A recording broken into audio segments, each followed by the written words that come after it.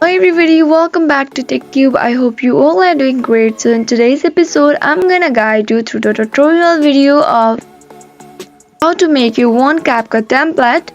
So to get started, first of all, make sure your CapCut app is updated.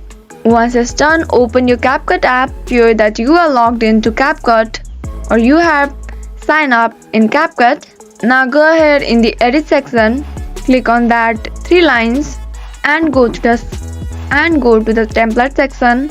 Now add a new project and edit it of your choice. You can add any filter effects, you can slow-mo it or do any kind of edits and then export it. Export process is done. You can see post as template option right there. Simply tap on it and you will be successfully able to post your own template on CapCut. I hope you found the video to be helpful. If yes, please do not forget to subscribe to our channel and also press the notification bell for more updates.